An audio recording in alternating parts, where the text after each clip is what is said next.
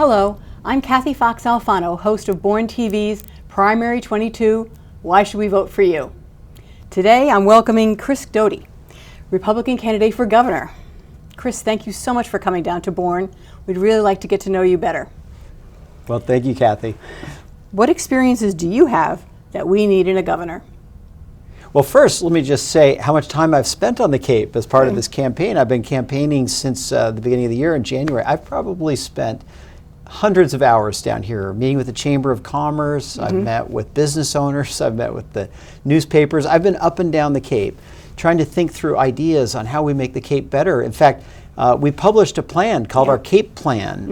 And when I announced it, I said I wanted to find the balance between the environment, what a beautiful place this is, and for all of your viewers, and for you, what a beautiful place of the world that you live in, but also having the economic vitality and the strength of an economy. I said that I wanted to do it because I thought as a governor, I would have a stewardship not just to people in Massachusetts, but to America, and maybe the whole world. The Cape is that special. Yes. It's sort of a monument to the world, and so we wanted to put a plan together to sort of recognize. I use the analogy, if I was running for governor in Wyoming, I would want to talk about Yellowstone, because the whole world looks to it. And I think the same thing with the Cape. So anyway, I'm delighted to be here with you and to visit with you and your viewers and talk a little bit about my thoughts on the Cape and how we can make this a wonderful place. Great, great. I understand you want to improve education, which is wonderful. Just what would you go about doing?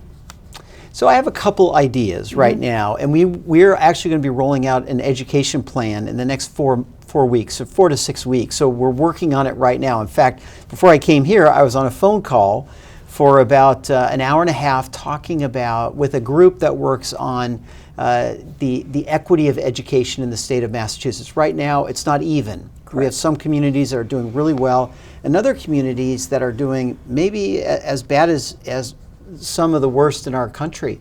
And so it's not balanced right now, and that's the problem that the next governor's got to fix, is get some parity where we bring up those schools that are falling behind. Now, I'm a father of 6, and I'm a grandfather of 4, and so education has always been a big part of my life. I've spent countless hours down in the basement teaching children how to divide negative fractions. Wow, you do that? And but let me just lay out a couple of just ideas. Sure. One is I would like to have a phone number for parents to call to the State House, to the executive branch, if they have any concerns about their school. It's like a customer service phone number. I believe that the parents of children that are in our schools should have someone they can reach out to outside of their local town committee or their school committee in the executive branch if they have any concerns about the school. I would like to look at that for opportunities for improvement. That's one. Is I would like to hire a Secretary of Education that really comes from education, that is really strong on reading, writing, and arithmetic. And I also have a belief in my heart that education in Massachusetts is the jewel of America, right? We are the founders of education. We should have the very best education. And on the average, we do. But on the individual schools, not so much. I've come to believe in talking to educators that we have some of the most wonderful educators in the world. We just need to make sure they're compensated well, that they like their job, they feel rewarded and recognized, and that they don't leave their profession. I've talked to many teachers that have started looking at other opportunities because we just don't pay enough. So we've got to fix that also. That's great. Sometimes I think that Massachusetts is so democratic that we vote for a Republican governor, so it's fair. Yeah, to give a balance. Right. Obviously, Massachusetts has had fiscally conservative and socially moderate Republicans like Weld and Cellucci and Romney and Baker. Where do you see yourself in that? Do you fit in? Yeah, I think you're exactly right. I think for 22 of the last 30 years, we've had a fiscally responsible, let me use that word, fiscally responsible governors. Someone that can look at the numbers, make sure that we're saving for a rainy day, but also we have funds for what we want to do right now.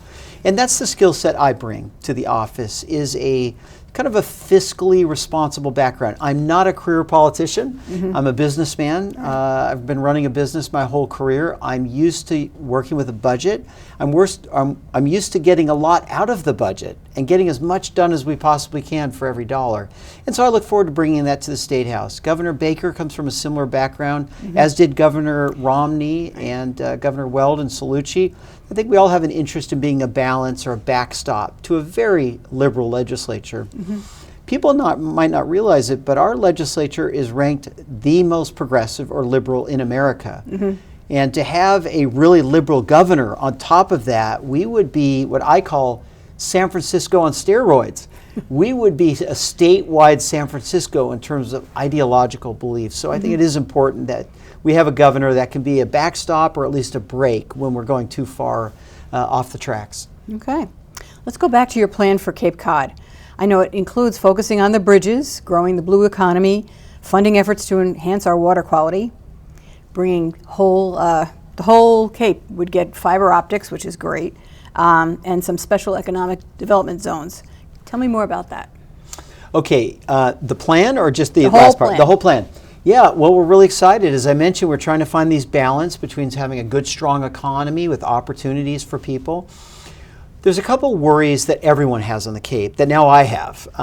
One is workforce housing. Definitely. That's one of the biggest problems on the Cape because we have an older citizenship and it's getting older, but they need landscapers and people to run the restaurants and medical technicians and dental assistants. And those are important parts of life, right, to have those sort of support services. So my idea here on the Cape is that we put a regional overlay on the whole Cape. And so we don't just look at it town by town.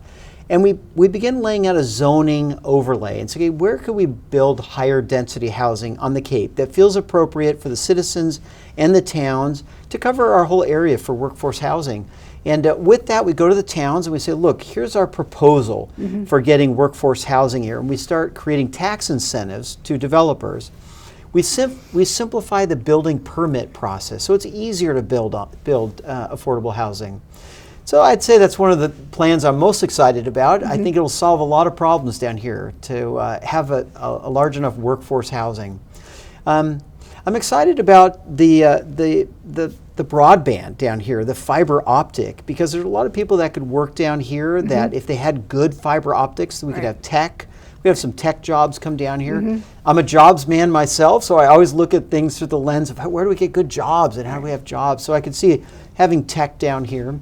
So there's just so many opportunities like that to create a prosperous economy down here. Talk about water quality because that's something I'm very concerned about. As you may know, Holtec is trying to dump 1 million gallons of radioactive waste into Cape Cod Bay. And then here in Bourne, we have someone who wants to do a wastewater outfall directly into the Cape Cod Canal across from beaches and houses. What can you do to help us stop these environmental disasters? Okay, there's several problems. There's septic. So let me just talk about both, right? You have water quality and septic. Now, as far as dumping the radioactive water, our campaign very early came on and said, there's got to be a lot more testing before we go down that path because this would be like dumping radioactive water in Yellowstone. It's like the Cape is one of the it's one of the great monuments of our country. So we certainly aren't supportive of that. As far as septic goes and water quality, I think we have to look at the whole Cape. Once again, as I was talking about kind of a regional overlay, we've got to come together and say, okay, the Cape is almost to its own extent like an island, and we have to treat it that way and say, look, it's instead of every town having to struggle through their own water quality and their own septic problems, we need to look at it regionally. It's a shame right now that so many towns aren't connected in terms of their septic problems. If you have a problem like in Provincetown, you're not connected to a backup system, there's no redundancy, there's no safeties put in place, and they're shut down the whole town. They're bringing in porta potties to get by. I think it shouldn't run that way. It should have a more regional view in terms of both water quality and septic. Do you know that the DEP is working on a sort of I don't know if mandate, but something close to that, to ask everyone to have IA enhanced systems, which would remove nitrogen from the septics, that they would be like retrofit into your existing septic. So that might be a less cumbersome alternative and do the job. Yeah, I think for residential, I think definitely residential. On the main streets and on the boardwalks and the main commercial centers, septic just doesn't work in those settings, right? On those areas, we've got to come up with a more logical plan. And plus there's economies of scale to work together, as opposed to every town coming up with their own systems. I think we get a lot of economies by saying, let's lay out how can we take care of the septic, not just this year and next year, but for the next decade or the next couple of decades. Like, let's fix this in a permanent way. I agree. What can you do to ensure the new Cape Cod Canal bridges, which are both in Bourne, are designed and constructed with the least amount of interference in our daily lives? How involved will you be with this massive undertaking? Yeah, you were there now. It's time to replace the bridges. I actually met with the engineering firm that has the responsibility from the state to propose a design. Their proposal right now is to replace one at a time, which will be a problem, right, if we go down to one bridge. And I talked to them about that, and they said that their idea is to queue everything up, get everything ready so that they can go as quickly as possible. Now, I come from manufacturing where you have to do things quickly. So one basic idea is we say to them, look, part of your contract is going to be the speed at which you do the construction, not just the cost, but the speed or the time at which we do it. Their other idea is to basically replace the bridges with bridges that are very similar to what we have today. And so they said that it's more cost effective, it's quicker, it's sort of it's kind of a replacement using the similar footings that they have right now and kind of put similar bridges. So that hasn't been flushed out yet, but that was one of their ideas on how we can do it quickly. Would you commit to helping the town be involved with that? Because right now we're not enough. Absolutely. I think a big part of governance is bringing the stakeholders together. And so, yeah, absolutely. I think we have to make sure that we have all the stakeholders on board for it. Because remember, these bridges will be here long after you and I are gone, right? Yes, they will. They should be my hope would be an 80-year bridge or 100-year bridge that the next generations don't have to worry about it because our generation did it right. That'd be great. Do you support the machine gun range at the Joint Base? I haven't been asked that question before. I don't know. That's interesting. The machine gun, say it again. There's a machine there at the Joint Base, which is partially in Bourne, also in Sandwich and a bit in Falmouth. They would like to put a machine gun range so that people can train using machine guns. But there are problems with that. Number one for me is that it sits on top of the Sole Aquifer in Cape Cod. So that's not so cool. Also the noise. I'm not sure how. I mean, I have a friend who lives literally adjacent to the base. I can't imagine. It's not going to be constant, but it'd be a lot. And it'd be at night, too. Well, so. Kathy, as a candidate, I pick up a lot of issues. That's a new one. Good. Well, something to think about. Thank you. As a successful businessman, you must have a lot of new ideas about how you can help small businesses. I do. And that's one of the reasons I got into the race. That's one of the reasons I'm here running, is that I began to feel like our economy in Massachusetts, we're losing some of our success for the small businesses and the businesses at large. It's become really expensive to run a business here. Did you know of the 50 states in America, we're the 49th in terms of cost of doing business. Wow. And that's hard. The large businesses are looking elsewhere to leave. The smaller businesses are struggling to stay open. And I felt it as a business owner myself. So it's one of the reasons I got into the race. Now, I've published on my website a small business bill of rights. And the idea is to become a pro-business culture in the State House, where we're helping businesses. We're not the adversary, we're the partner to help them succeed. I had operations in other states that had a much more pro-business culture. I've witnessed it and felt it myself. When you're a small business owner in one of those states, you just feel like everyone, every department, every organization in the State House is trying to help you succeed. And I hope to bring that to our State House. Anything in particular you would do for women-owned businesses or minority-owned businesses? Well, I think the minority-owned businesses and the women-owned businesses they need an extra leg up and a focus. So if you look at our Small Business Bill of Rights, the types of problems that every business has are somewhat similar. One is just regulation and the complexity to do things. I heard a statistic in our state. It takes about 100 steps to open a business. I was with another governor, and they said in their state they were about the same, about 100 steps to open a business. They are now under 30. Okay. They've simplified it. You know, that benefits every business owner. Right. And so I think there's just so many things we can do to simplify. I think in terms of financing, creating opportunities for easier financing, I think creating networks of business owners together. I think our Chamber of Commerces do great. Yes. And I've met a number of Chamber of Commerces down here on the Cape, and they're wonderful. And I think kind of promoting and helping that relationship. Anything I could do as governor, I would do that. Great. How would you work with the legislature when your priorities are different than theirs? Are they always different? Well, you know, the same way I have my whole career is that as a business owner, I never ask people what their parties were and what, you know, the focus should be on the problem. And so I think we always focus on the problem. With the problem comes what we want to measure, what the goal is, what we're trying to do, and then we get everyone together in a room and say, here's the problem, here's what we think we should measure to see how we're doing on fixing that problem, and here's the goals and objective, the mission, if you will. Right. And we bring all the stakeholders together. My commitment to everyone, regardless of their party, regardless of their background, regardless of their interests, we get the right stakeholders together and let's solve the problems and focus on them. And that's how I'll approach the State House. Great. Okay. Are you on board with renewable energy and promoting energy independence? I am, absolutely. This is another big part of my campaign. I have said from day one, I have two goals, as opposed to one. Most candidates have one goal. To win? I have two goals. Okay. One goal is to reduce our carbon footprint in Massachusetts. Many states are doing really innovative things, and so are we on reducing our carbon output. And so I look forward to being part of that solution. But also, we have to have affordable electric rates. Yes. That's the part that so many politicians don't talk about, is that right now on the Cape, we have one of the highest electric rates in America. Oh, wow. We're just below Hawaii and California. We have the third highest. If you just go 400 miles south of here, your electric rates will be half of what we're paying now. Wow. So we have to start talking about bringing down our electric rates. Now, how do we do that? Yeah. Couple of things. One is bringing in the hydropower from Canada. That will help. Using renewable energy.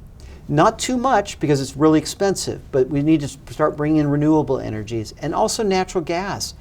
The natural gas technology is now cleaner and cleaner. And so we need more natural gas as a backup or a buffer for when the renewables are not available. Right now in the state of Massachusetts, we are at risk of running out of electricity. And what we do is we bring in liquefied natural gas, which is more expensive. We bring it in on tankers. It goes right by my house. Okay, so you know that we don't have to do that. We could bring in pipes and not have to go through the cost and the dirtiness and the environmental problems of freezing natural gas and bring it in on these tankers.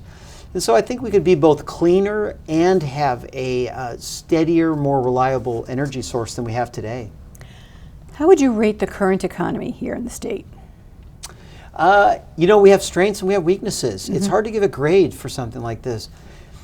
Biotech and finance, A+ in Boston. Now think about it. The state about 20 years ago said we're going to focus on biotech, life sciences, and finance. We've done great. They're flourishing. They're doing really strong. They're really strong. Tourism, we've gone from being top 10 to 21st in the nation. Really? Yes. Not here on the Cape. Yeah. Well, you guys are doing fine this summer. But, you know, Virginia has taken over being the birthplace of America. Oh. And they have a really defined strategy on their tourism. They invest a lot in tourism. So, you know, I feel like we've really lost on tourism. I think there's a lot of opportunity throughout the whole state for tourism.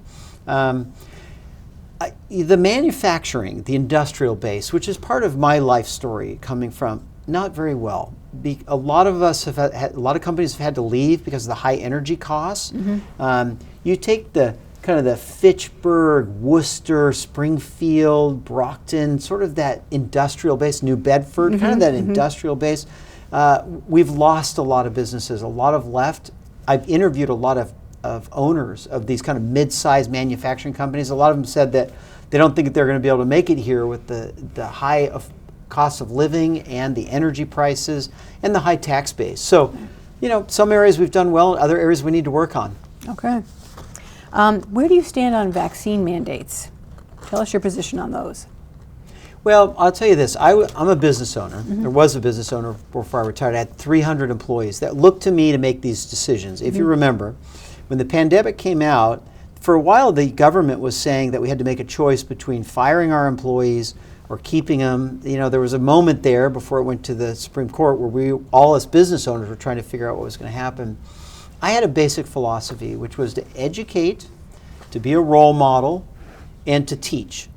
But let people make their own decisions. I feel like in America that we have freedoms. We should feel freer than they do in other parts of the world. And so I wanted my employees to be educated, to make the right decisions, but to make their decisions for themselves. And that's the way I feel. Okay. Are you concerned about election integrity? You know, I think we do a good job in Massachusetts on this. There's always areas for improvement, right? But I enter every situation with a basic belief that people are trying to do their jobs well. Yes. And I've done a lot of turnarounds of businesses, and I always walk in assuming everybody's trying to do a good job. I believe everyone that's involved with elections is trying to do a good job. And so we could always do better, and I'm sure there's opportunities for improvement. And as governor, I'll certainly take those. But I certainly want everybody to know in Massachusetts that's involved in elections that I trust them, and I believe they're trying to do the right things.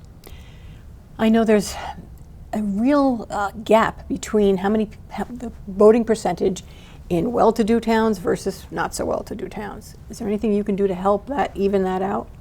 I hope so. I think it's part of democracy, right? I mean, it's. I think a lot of it's education. I also think that people get tired of politics. They get tired of all the fighting and all the extremisms. And I've said as a candidate, listen, I don't represent the far right. I have an opponent that's on the far right, and I don't represent the far left. I have an opponent on the far left. I represent the 80% of the exhausted middle, as I call it. It's all the citizens that are just exhausted over the partisan fighting and the extremisms of politics. And so I think as governor, I speak to the 80% that are in the middle, and I hope I can go to those communities and say politics matters. A lot of the noise you hear from Washington is not what we're talking about here in Massachusetts. Your elected officials matter a lot. They impact your pocketbook. They impact your taxes and how well you live, and elections matter. And I also think in Massachusetts, one of the issues we have in Massachusetts is that we don't have a strong enough conservative voice in our state, statewide. And so I think as governor, I really want to sort of strengthen the conservative voice so that they're balanced. I think you have to have, even though I speak to the 80% in the middle, I think you have to be balanced, and there has to be, an adequate voice on both sides. So I gather from what you're saying that you do believe that Donald Trump lost the last election? I do. Yeah, okay. Some people don't. Yeah. So, all right. Let's go back to your business experience. What exactly did you do, and how would that relate to what you want to do?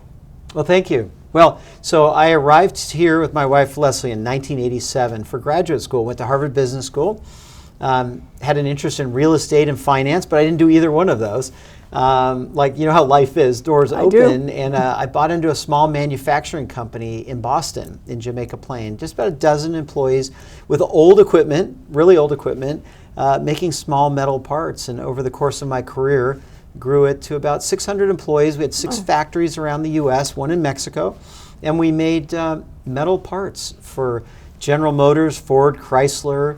We have a lot of parts in the F-150 and parts in BMW and Mercedes, and also Caterpillar and John Deere and these Whirlpool. If you own a Whirlpool mixer, you have some of my parts in your life. Okay. And so, I made parts here in Massachusetts. We have 300 employees that make mainly auto parts, mainly for the GM, Ford, Chrysler, the big auto manufacturers. It informs me in a lot of ways. One is my concern for good jobs. I look at everything through the context, does this help generate jobs? Because people want jobs more than handouts. And that's one of the differences between a Republican and a Democrat. As a Republican, we want good jobs for everyone because we believe deeply that matters so much to people. So that's one thing that informs me. The other one is that my employees were immigrants mainly. Of the 300 employees, we have about 200 that are immigrants. And I want to, I bring that to the State House with a desire for legal immigration and immigration that works. Also, my employees told me all the time, particularly in the last 5 to 10 years, that they couldn't afford to live in Massachusetts. the housing got too expensive, the utilities, like you and I have been talking about, Kathy, the groceries. You know, we have the third highest groceries in America, medical, transportation, just about every category. You and I are spending more than 85% of our fellow Americans.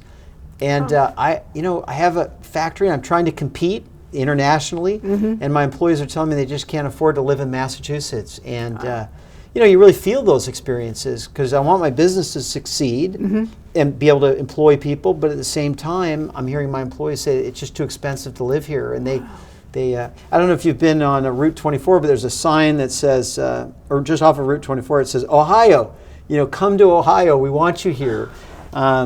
And I've had a number of employees that have just left for the Midwest or left to go south or Tennessee, Virginia, to more affordable areas. So I worry about that. And I'm known as the affordability candidate because I run on that topic of we've got to make it affordable to live in Massachusetts. Otherwise, we lose our senior citizens. They can't live here. We lose our young families. They can't afford to establish their lives here. And we lose our working families, the ones that are so important for our economy and our quality of life. So Chris, tell me, why should we vote for you? Well, thank you for asking, and thanks for having me on. Of course. I guess I'm running for 3 reasons. Number one, I just mentioned it, to make the state more affordable for our citizens, our senior citizens, our working families, but also for our businesses so they can thrive here and employ us. That's one. Number 2 is I want to make the State House responsive to I want to make the State House so we don't overtax and overspend. Right now, I believe deeply that our State House overtaxes us and they overspend. It's playing out in the news right this minute, where we have a $3.5 billion surplus, and it's getting bigger every day, and the State House says no tax relief. And I think it's a real shame. There's a committee in the State House, the sole purpose of this committee is to find creative ways to tax all of us. I want to replace that with a committee that finds ways to reduce our taxes and begin making it more affordable. And the third one is I want to keep a balance in the State House. Right now, we've had that balance for 30 years. It's the miracle of our state that we've had a balance with a Republican governor that's fiscally responsible with a very progressive legislature. I worry, as I think all of your viewers do, and everyone else does, if we have a very progressive legislature with a very progressive governor like Maura Healey, this will take us a direction that none of us want to go. This election matters, Kathy, to all of us. Thank you so much, Chris. And best of luck in the primary, which is September 6th, yes, the day after Labor Day. You've been watching this on Born TV. This and my other interviews can be seen on borntv.com. Please watch, meet all the candidates, then you be the judge, get out and vote.